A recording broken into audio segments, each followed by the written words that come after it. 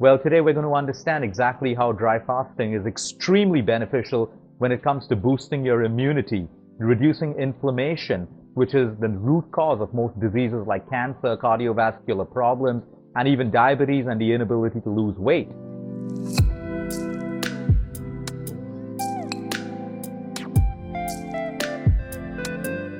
Today I want to introduce you to a new way of fasting. It's not new, it's existed for decades and decades in civilization. Now let's look at animals. What's the first thing that animals do when they're sick or they're wounded? They find a quiet, secluded place, their own sanctuary where they can heal. And they do not drink water and they do not eat food. The intelligence of the human body to stop making us eat, that signal is given to us, but we live in a world where we think that we should eat more when we're sick. We try to force feed our children more food when they're sick. So number one, how does dry fasting work? Okay, now when you water fast, what happens is you don't eat food, but you only drink water. So a lot of toxins from your cells, your urine, your liver, your kidneys, your bowels, your colon is flushed out with water. Now, not all of it goes away, but when you water fast for a longer period of time, you feel lighter, you feel more energetic. Now, with dry fasting, there's a beautiful process that happens in the human body. There's no water going into your system. Your cells actually become incinerators. The toxins start getting burnt up by every cell. There is no water going in during a dry fast. There is no food and there is no water.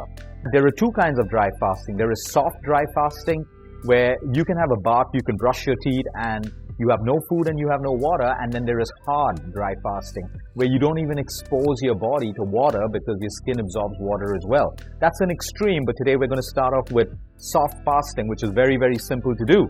So number one, let's understand, your body has the ability to self-generate and self-rejuvenate cells. This is directed by something called a stem cell.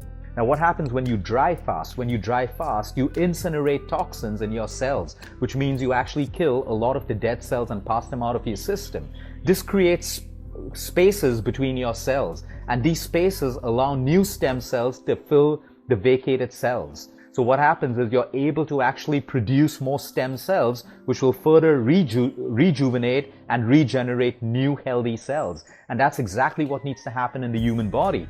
So how do you break a dry fast? Let's talk about how you do it in the first place. So for example, today where I am, it's currently 6 in the evening. So if I'm going to have my dinner at 6:30 and I finish by 7, I'm going to try to keep 16 hours of gap of not eating any food and not drinking any water. It's the same as the intermittent fast, where we don't eat any food for 16 hours, but we drink water.